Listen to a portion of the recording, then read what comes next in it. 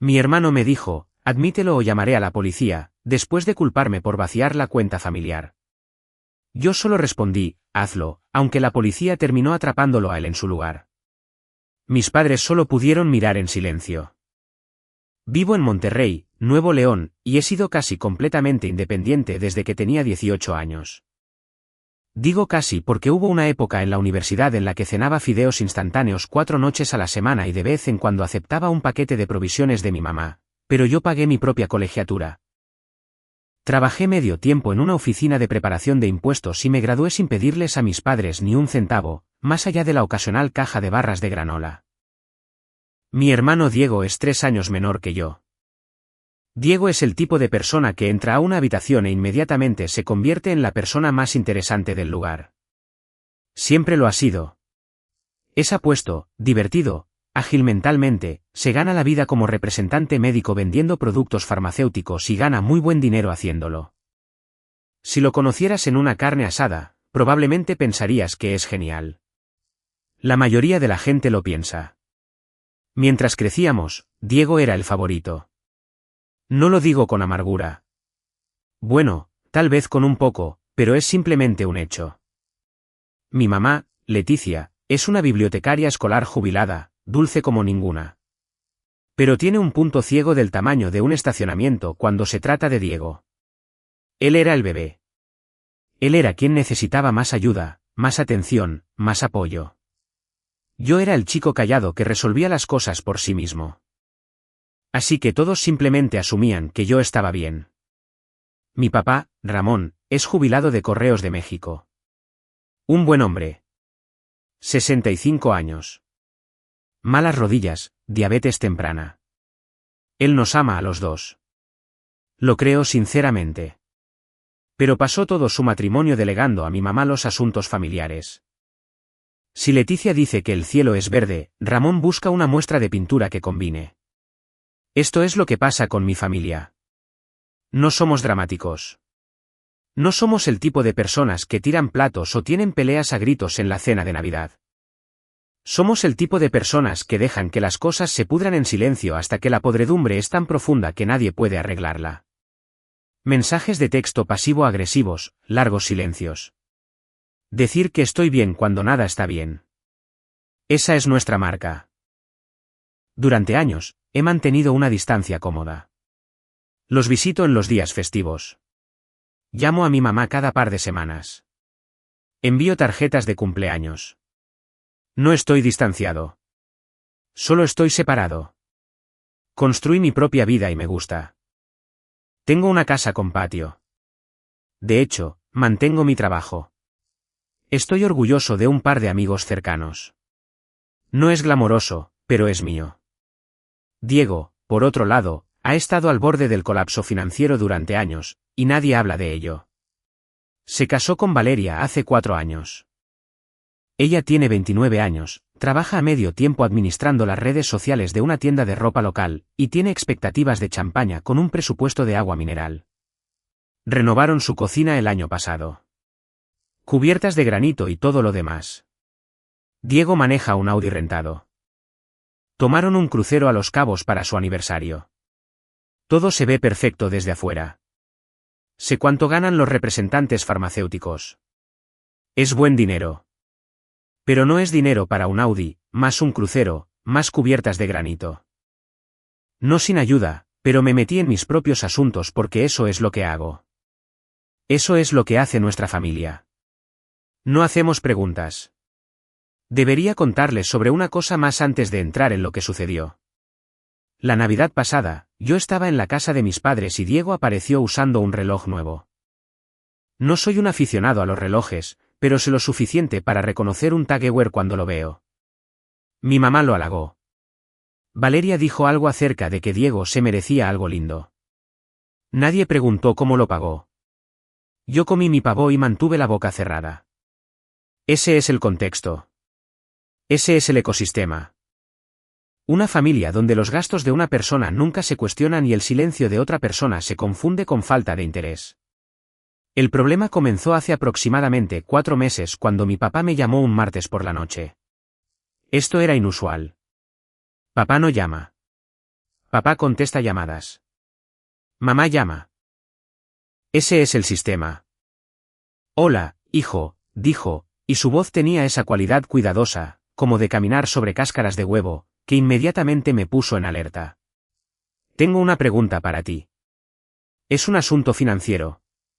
Claro. Cuando estuviste aquí para Semana Santa, por casualidad. Hizo una pausa. ¿Por casualidad usaste mi computadora? La que está en el estudio. Revisé mi correo electrónico en ella. ¿Por qué? Otra pausa. Tu madre notó que se movió algo de dinero de una de nuestras cuentas y está tratando de averiguar la cronología.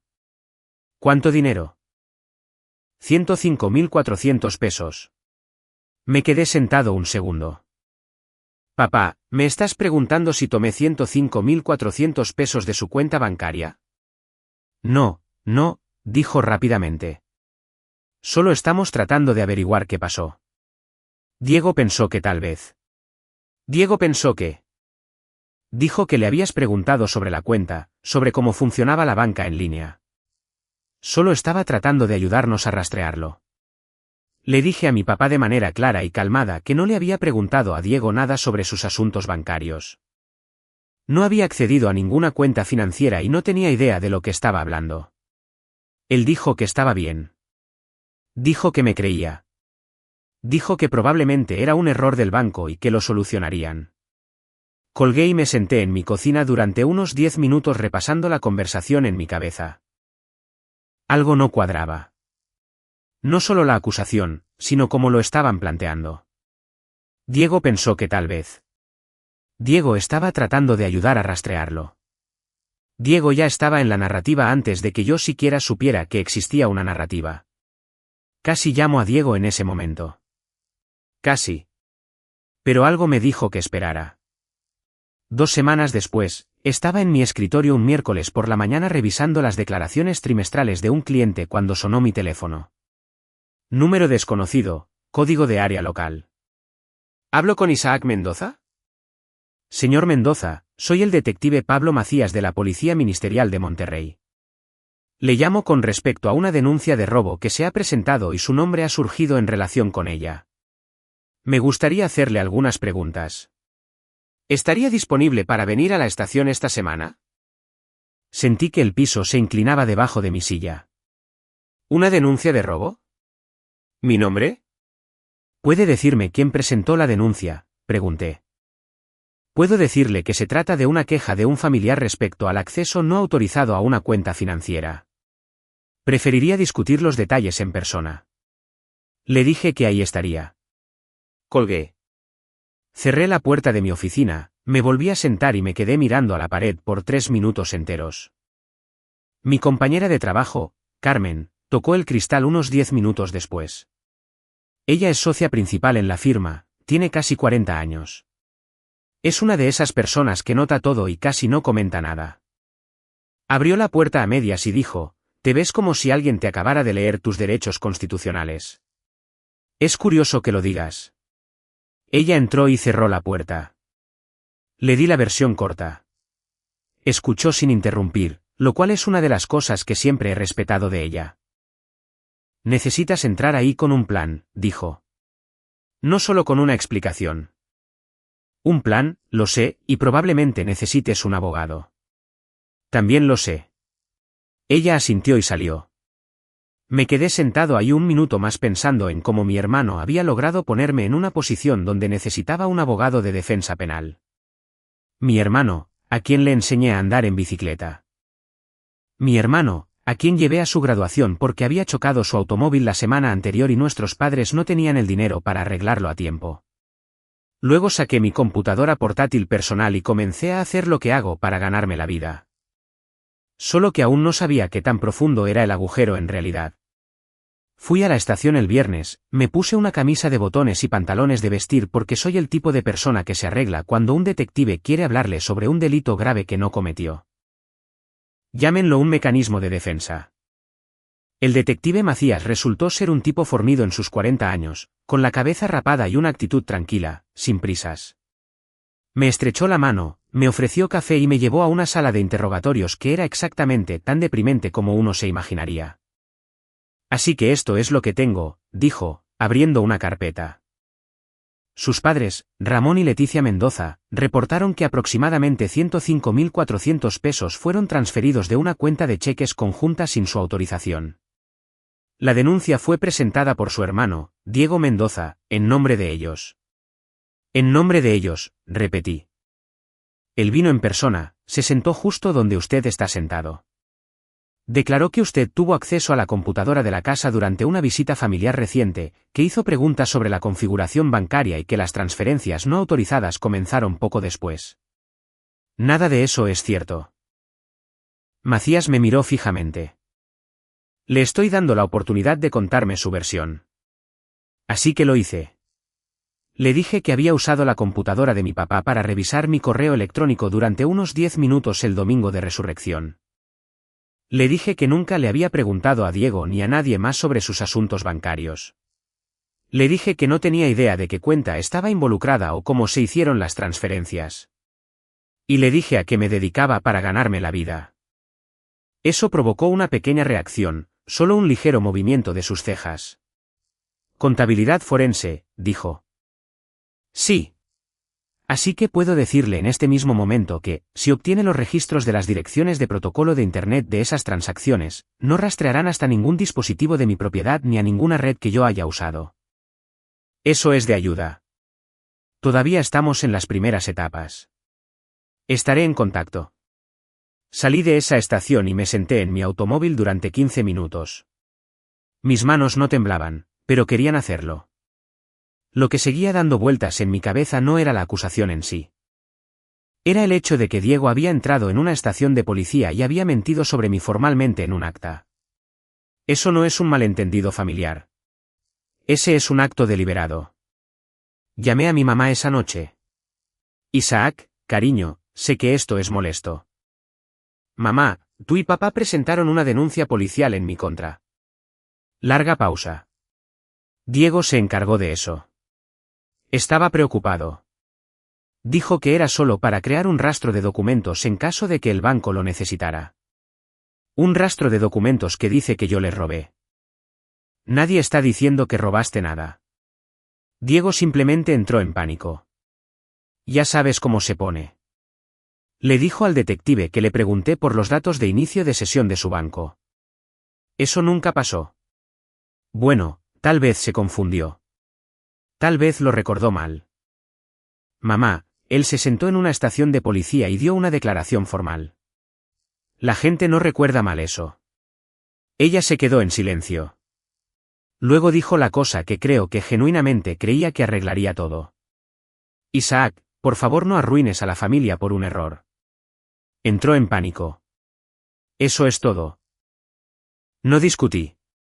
No había nada sobre qué discutir. Ella ya había decidido cuál era la historia. Y en su versión, Diego era un hijo con buenas intenciones que se dejó llevar un poco y yo estaba exagerando. Está bien, mamá, dije. Te escucho. Colgué y abrí mi computadora portátil. Aquí es donde lo de ser contador forense deja de ser un detalle de fondo y comienza a ser la trama real.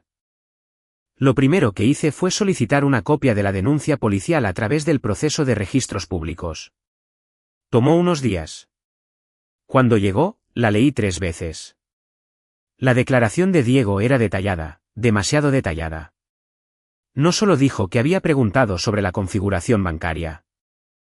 Describió una conversación específica que supuestamente tuvimos en la cocina el domingo de resurrección, donde pregunté por el número de cuenta y si la banca en línea usaba autenticación de 2 factores. Proporcionó fechas de las transferencias. Proporcionó montos. Esto es lo que me llamó la atención. El reporte indicaba que el monto del robo era de 105.400 pesos. Pero en las notas suplementarias, una sección que Diego probablemente no se dio cuenta de que yo vería, había una referencia a una pérdida total sospechada de 799.000 pesos. Leí ese número 4 veces. 799.000 pesos.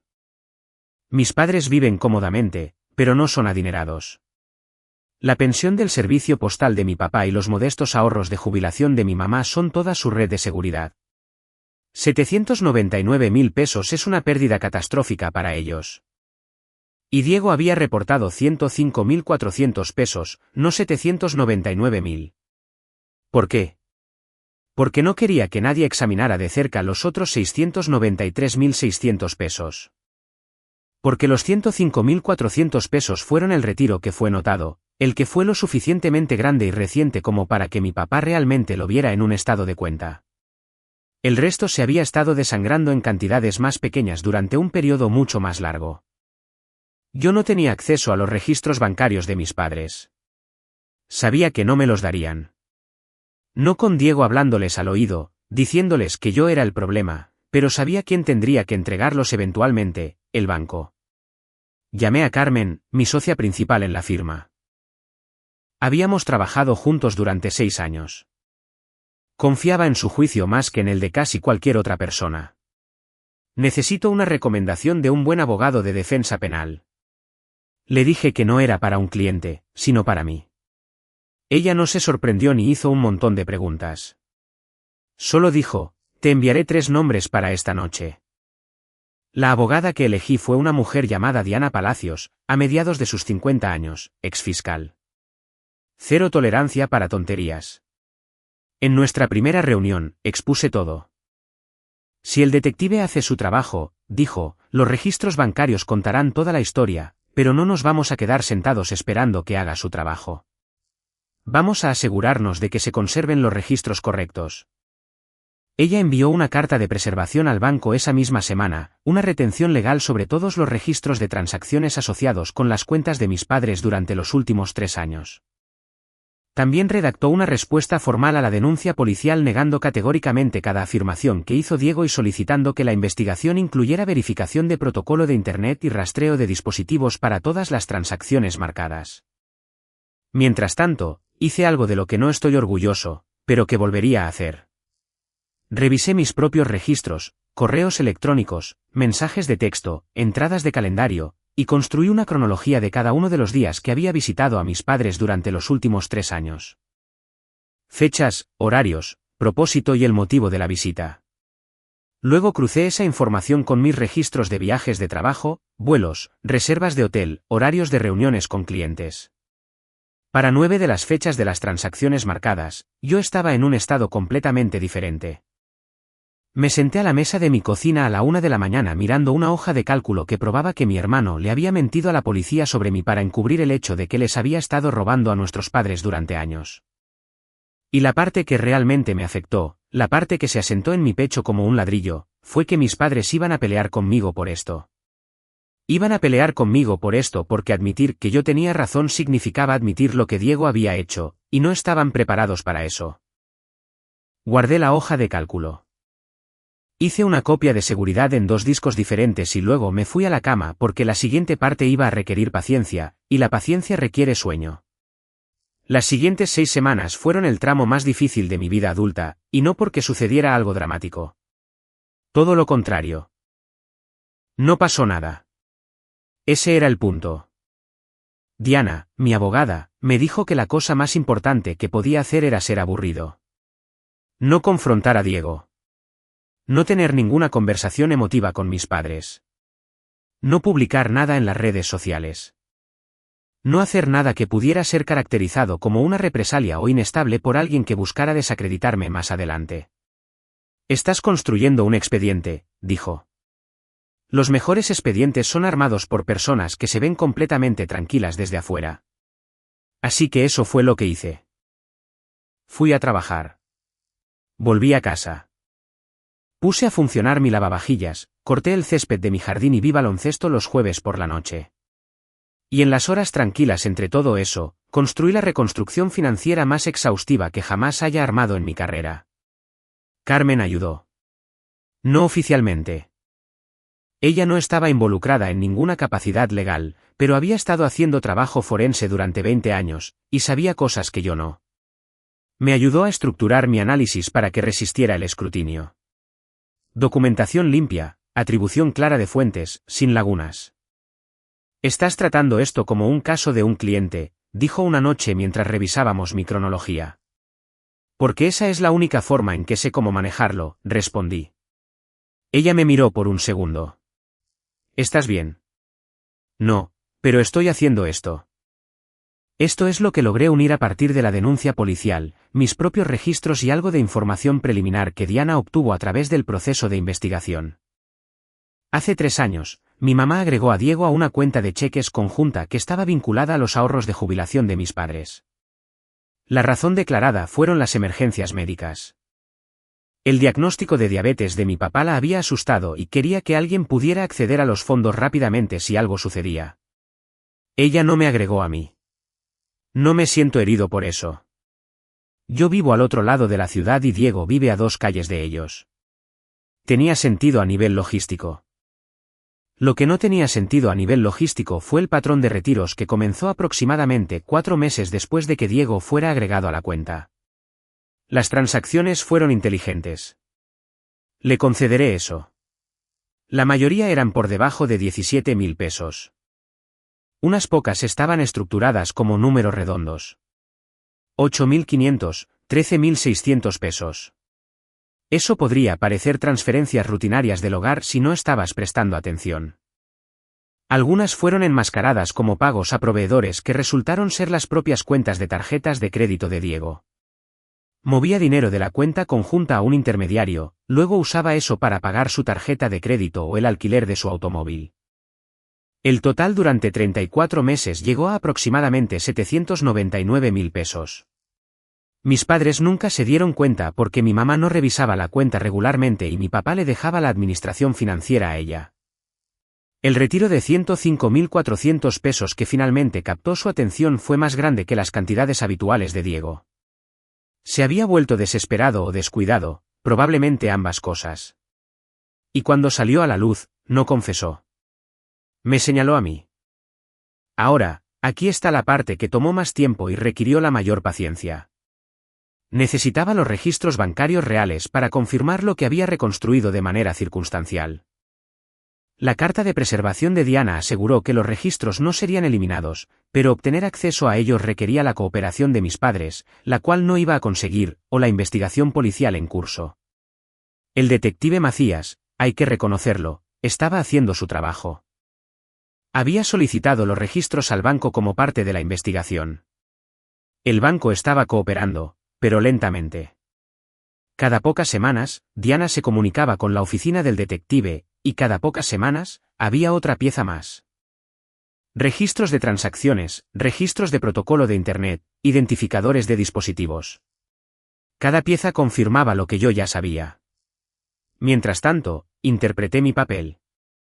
Llamaba a mi mamá los domingos. Mantenía las conversaciones ligeras, el clima, su jardín, como estaba el nivel de azúcar en la sangre de mi papá. Ella estaba claramente aliviada de que yo no estuviera haciendo un problema de esto, como lo expresó durante una llamada. Un domingo en particular se destaca. Mamá estaba de buen humor porque había ganado un concurso de tartas en su grupo de la iglesia. De arándanos. Me estaba contando sobre la receta y yo realmente me estaba riendo porque ella seguía insistiendo en que el ingrediente secreto era un poco de amor y muchísima ralladura de limón. Cosas normales de madre e hijo. Luego, justo antes de colgar, me dijo, Diego y Valeria están pensando en tener un bebé. ¿No sería maravilloso? Yo dije, sería maravilloso, porque ¿qué más se supone que debes decir?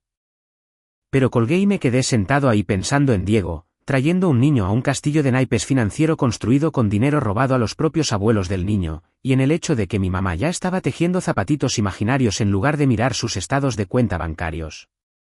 Podía escuchar cómo la tensión desaparecía de su voz cada vez que yo no mencionaba a Diego o la denuncia policial. Quería creer que todo había terminado. Quería creer que el silencio significaba resolución. Diego, por su parte, me envió mensajes de texto 2 veces durante este periodo, ambas veces de manera casual. Uno fue un enlace a una jugada destacada de fútbol americano. El otro fue una foto de un corte de carne que había asado con la frase, me estoy volviendo bueno en esto. Solo un tipo siendo un tipo. No hay nada que ver aquí. No respondí a ninguno de los dos. Él no insistió. Eso me dijo todo sobre cuánto le importaba realmente nuestra relación en comparación con cuánto le importaba mantener las apariencias. En el trabajo, me volqué en los casos de los clientes con una intensidad que probablemente preocupó a algunos de mis colegas, pero me ayudó. Hay algo que te mantiene con los pies en la tierra cuando rastreas el desastre financiero de otra persona, mientras que tu propia vida es un desastre controlado. Alrededor de 5 semanas después, Diana me llamó un jueves por la noche. Los registros bancarios han llegado. El detective Macías los está revisando, pero obtuve un adelanto a través de los canales de exhibición de pruebas. Y cada una de las transacciones marcadas se rastrea hasta un dispositivo registrado a nombre de Diego Mendoza. Las direcciones de protocolo de Internet corresponden a la red de su casa, y en varios casos, a la conexión celular de su teléfono. Tu nombre no aparece en ninguna parte de los registros de acceso. Tus dispositivos nunca han sido autenticados en esa cuenta. Me senté en mi sofá y presioné mis dedos contra mis ojos. Esto era lo que esperaba. Esto era sobre lo que había construido toda mi reconstrucción, pero escucharlo confirmado impactaba de manera diferente que sospecharlo. Hay algo más, dijo. Varias de las transferencias más grandes se hicieron en fechas en las que estabas viajando por trabajo. El detective ya ha marcado esa inconsistencia. Entonces, ¿qué pasa ahora? Ahora dejamos que el detective termine su informe y decida cómo quiere proceder. Y esperamos el momento adecuado para presentar tu análisis completo. ¿Cuánto tiempo? ¿Semanas, no meses? ¿Sé paciente? Fui paciente. Fui a trabajar. Volví a casa. Seguí llamando a mi mamá los domingos. Y luego Diego me llamó y su voz era cálida, casual y completamente despreocupada, como un hombre que creía que la mentira había funcionado. Hola, hermano. Se acerca el aniversario de mamá y papá. 40 años. Valeria y yo estamos organizando una cena en ese lugar italiano en la avenida San Pedro. El que tiene el patio. El sábado por la noche. Nada enorme, solo nosotros 6. Mamá realmente quiere que estés ahí. Hizo una pausa. Luego, con la facilidad practicada de alguien que había estado huyendo de sus propios desastres toda su vida, agregó, sé que las cosas han estado un poco raras últimamente. Solo dejémoslo en el pasado. Un nuevo comienzo. Ya saben, un nuevo comienzo. Como si no hubiera entrado a una estación de policía a decirles que yo era un ladrón. Como si no hubiera estado vaciando la jubilación de nuestros padres durante 3 años. Como si un nuevo comienzo fuera algo que él pudiera ofrecer en lugar de rendir cuentas. Claro, dije. El sábado me parece bien. Colgué y llamé a Diana. Necesito que esto esté hecho antes del sábado. Tenía 4 días. Diana y yo nos reunimos el martes por la noche en su oficina. Ella extendió todo el expediente del caso sobre su mesa de conferencias, registros bancarios, registros de protocolo de Internet, historiales de autenticación de dispositivos, mi cronología de viajes, la denuncia policial original y mi reconstrucción forense. Cubría la mayor parte de la mesa. Aquí es donde estamos, dijo. El detective Macías tiene suficiente para desviar la investigación por completo de ti. Ya le ha dicho a mi oficina de manera informal que ya no se te considera un sospechoso, pero el proceso formal lleva tiempo. Y aún no ha actuado contra tu hermano porque los registros bancarios todavía están siendo verificados a través de su departamento de fraude. ¿Podemos acelerar eso? No es necesario. Lo que necesitamos es que el detective tenga tu análisis completo, el que conecta cada retiro con los dispositivos de Diego. Cruza las fechas en las que estabas fuera del estado e identifica las cuentas intermediarias que Diego usó para enviar fondos a sus líneas de crédito personales. Esa es la pieza que convierte esto de una actividad sospechosa en un claro patrón de fraude. Ella dio unos golpecitos a la pila de papeles. Entregaré esto a Macías mañana por la mañana junto con una solicitud formal de que se desestimen los cargos en tu contra y una recomendación de que se redirija la investigación. ¿Y si dice que necesita más tiempo? No lo hará. Este es un trabajo más limpio de lo que su departamento suele recibir de un abogado externo. Hiciste su trabajo por él, Isaac. Estará agradecido. Fui a casa y no dormí bien. No porque estuviera nervioso, la evidencia era irrefutable. Había verificado cada punto de datos 2 veces. Era porque sabía que lo que venía a continuación iba a destrozar a mi familia, y ninguna cantidad de hojas de cálculo hace que eso se sienta bien. Me acosté en la cama mirando el techo y pensando en la Navidad cuando yo tenía 12 años y Diego tenía 9. Él había querido un automóvil a control remoto, uno de esos costosos para aficionados, y nuestros padres no podían costearlo. Yo había estado ahorrando dinero de cortar el césped todo el verano. Se lo compré. Jugó con él durante 2 meses seguidos. Lo llevó a todas partes. Les dijo a sus amigos que su hermano mayor se lo había comprado. No sé por qué ese recuerdo apareció a las 2 de la mañana, pero se quedó ahí en la oscuridad conmigo hasta que finalmente me quedé dormido. El miércoles por la mañana, Diana entregó el archivo. Me llamó al mediodía. Lo está revisando ahora. Me preguntó 2 veces si habías hecho esto tú mismo. Le dije que te dedicas a esto para ganarte la vida y dijo, y estoy parafraseando, que esta es la referencia de caso más organizada que ha recibido de un civil. Entonces, ¿qué sigue? Él termina su revisión. Consulta con la oficina del fiscal. Y, basándome en lo que está viendo, espero que quiera hablar con Diego antes del sábado. No puedo garantizar los tiempos por su parte. Pero Isaac, independientemente de lo que el detective haga o deje de hacer para el sábado, tú estás libre. La evidencia te exonera por completo. Todo lo demás se trata de Diego ahora.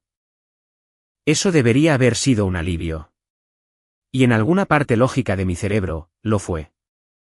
Pero el resto de mí estaba pensando en mis padres, sentados frente a Diego en ese restaurante italiano el sábado por la noche, celebrando 40 años de matrimonio y sin tener idea de que uno de sus hijos les había estado robando y el otro acababa de entregarle las pruebas a la policía. El jueves fue tranquilo. Trabajé. Mantuve mi teléfono guardado. Carmen pasó por mi oficina a la hora del almuerzo. «Estás rechinando los dientes otra vez», dijo, apoyándose contra el marco de la puerta. «No estoy rechinando los dientes. Lo has estado haciendo desde que entré. Tu mandíbula está tan apretada. Puedo verlo desde aquí». Ella entró y se sentó. «¿Cómo va el asunto en marcha? ¿Quieres hablar de ello?» Lo pensé. La verdad no, pero te agradezco que preguntes. Ella me estudió por un segundo. Sabes, Isaac, se te permite estar enojado por esto. No tienes que procesarlo como el expediente de un caso. Es la única forma en que sé procesarlo. Lo sé. Por eso lo digo. Se puso de pie. Ten cuidado con la mandíbula. El trabajo dental es caro. Alrededor de las 4 de la tarde, Diana me envió un mensaje de texto. Macías ha revisado el expediente completo. Tiene preguntas, pero son aclaratorias, no escépticas. Está avanzando. Esa noche, me senté en mi casa y pensé en lo que yo quería. No estratégicamente, ya había hecho todo el pensamiento estratégico que iba a hacer. Me refiero a que, personalmente, ¿qué resultado quería realmente? Quería ser exonerado. Eso estaba sucediendo. Quería que Diego enfrentara las consecuencias. Eso estaba en marcha. ¿Pero qué quería con mis padres? ¿Qué quería con la versión de mi familia que nos había mirado a Diego y a mí, y había decidido sin ninguna evidencia que yo era el ladrón más probable? No tenía una respuesta clara. Todavía no la tengo. El viernes por la mañana, sonó mi teléfono. El detective Macías, señor Mendoza, he completado mi revisión de los materiales que proporcionó su abogada. Me gustaría que viniera esta tarde si está disponible, no como sospechoso. Quiero ser claro en eso. Necesito confirmar algunos detalles en su análisis antes de tomar los siguientes pasos. Fue la misma estación, la misma sala de interrogatorios, el mismo olor a mal café en el pasillo, la misma luz fluorescente zumbando en el vestíbulo.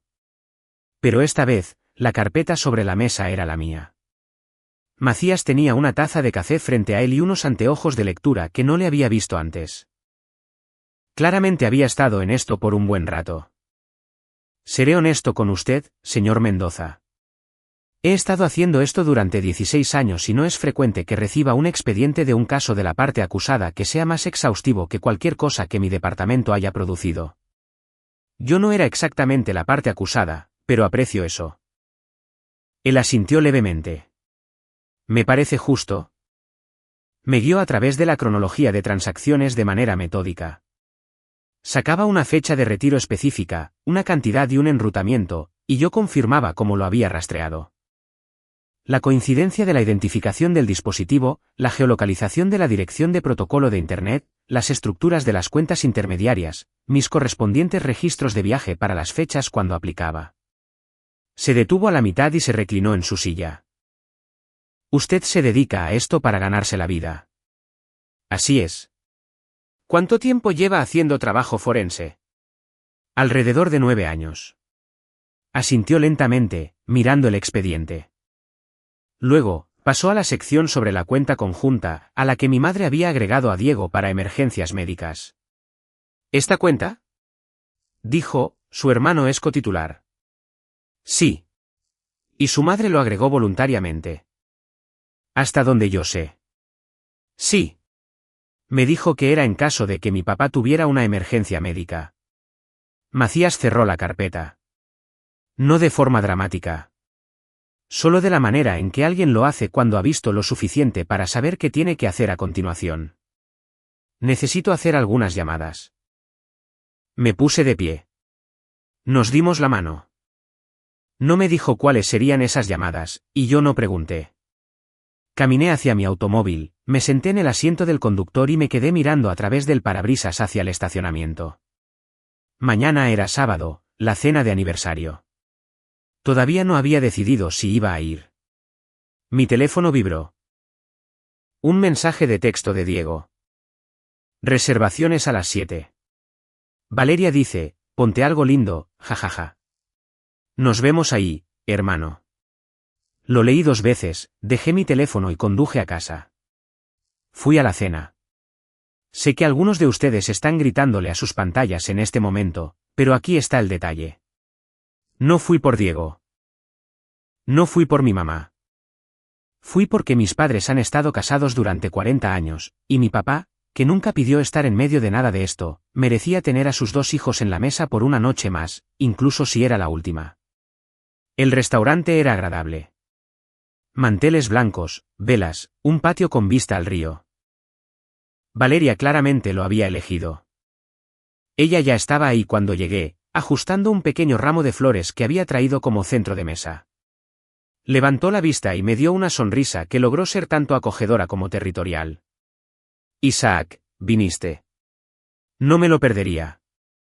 Diego se puso de pie y me estrechó la mano. Agarre firme, contacto visual directo, sonrisa cálida, el paquete completo. Si yo no supiera lo que sabía, habría pensado que estaba genuinamente feliz de verme. Mis padres llegaron unos minutos después. Mamá me abrazó con fuerza y pude sentir el alivio en ello. Alivio de que yo estuviera ahí, de que no estuviera haciendo una escena, de que la familia estuviera actuando con normalidad. Papá me palmeó el hombro y dijo, qué bueno verte, hijo. Ordenamos, comimos, hablamos sobre el jardín de papá, el nuevo cliente de Valeria, un viaje que mis padres estaban pensando hacer a Mazatlán. Diego contó una historia sobre una conferencia de ventas en Guadalajara que hizo reír a todos. Estaba en su mejor momento, encantador, riéndose de sí mismo, la estrella de la mesa. Lo vi desenvolverse en el lugar y pensé en las hojas de cálculo en mis discos de respaldo.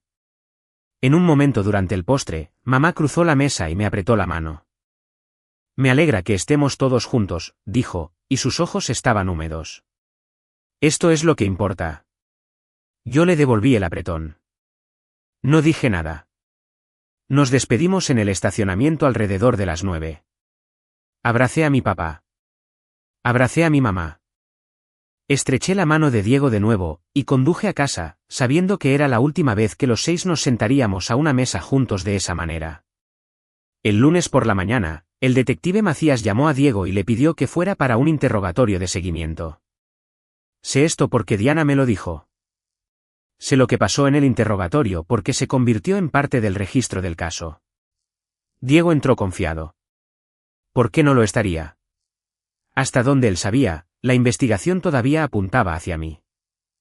Macías le pidió que repasara su declaración original de nuevo, la conversación en la cocina, las preguntas sobre los bancos, la cronología.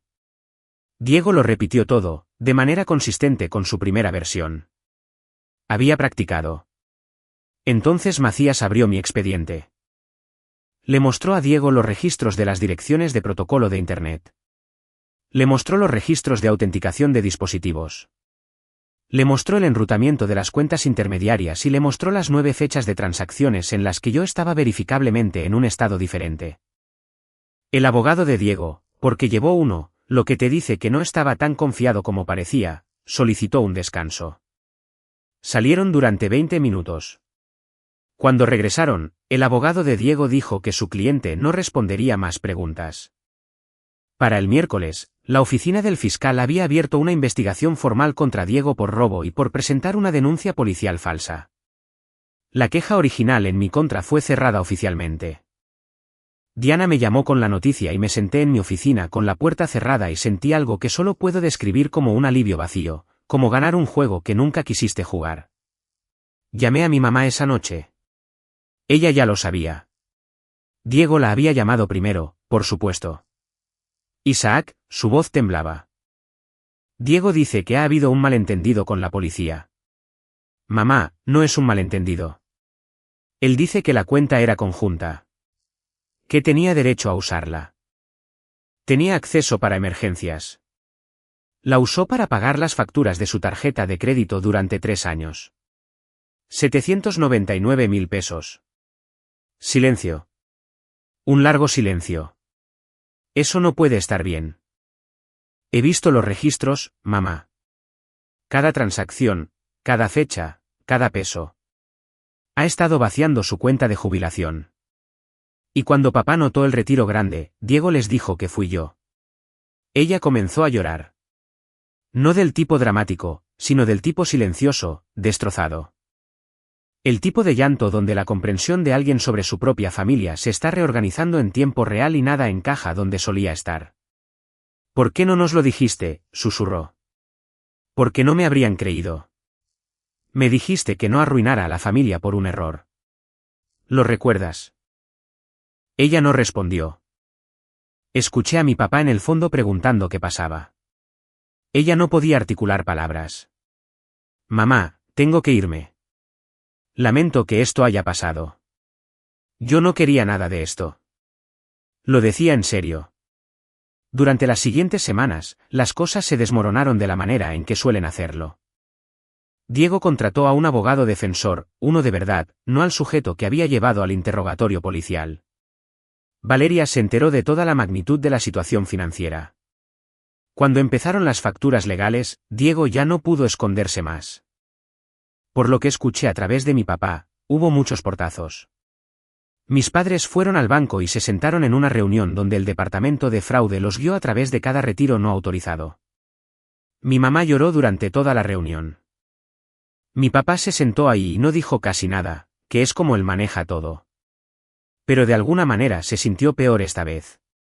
Diego me llamó una vez, aproximadamente 3 semanas después de que la investigación cambiara de rumbo. Casi no contestó. No podías simplemente dejarlo pasar, dijo. No con enojo exactamente, más bien con desconcierto. Como si genuinamente no pudiera entender por qué yo no había aceptado ser el chivo expiatorio. Presentaste una denuncia policial diciendo que les robé a nuestros padres. Diego, casi me arrestan en mi oficina. Iba a devolverlo. ¿Ibas a devolver 799.000 pesos eventualmente? Sí. Tenía un plan. Tu plan era yo. Yo era el plan. Él no tuvo nada que decir a eso. Nos quedamos en silencio durante unos 10 segundos. Luego colgó. El proceso legal se desarrolló durante los meses siguientes. Diego fue acusado formalmente de robo y de presentar una denuncia policial falsa. Debido a que la cuenta era técnicamente conjunta, los cargos de robo se complicaron. Su abogado argumentó que tenía acceso legal, pero la denuncia falsa fue directa. Le había mentido a la policía sobre mí en detalle y quedó registrado. No había ninguna ambigüedad al respecto. Eventualmente aceptó un acuerdo de culpabilidad. Robo menor, libertad condicional, restitución. El cargo de denuncia falsa tuvo más peso. Recibió servicio comunitario y una condena en su expediente. Diana me dijo que era un resultado razonable. Le dije que no me importaba tanto el resultado legal como me importaba que se corrigiera el historial. Mis padres y yo tenemos una relación ahora, pero es diferente, más pequeña, honesta en formas en las que no lo era antes, lo que significa que también es más dolorosa. Mi mamá me llama todas las semanas. Pregunta sobre mi trabajo, mi casa y mi vida. Ella no menciona a Diego a menos que yo le pregunte, y yo no pregunto a menudo. Cuando lo hago, me da respuestas cuidadosas y medidas. Ella está en terapia. Mi papá también lo está. Eso me sorprendió. Aproximadamente 4 meses después de que todo se resolviera, mi papá me llamó un martes por la noche. Exactamente igual que la llamada que comenzó todo esto. Hola, hijo. Hola, papá. Te debo una disculpa. Una de verdad.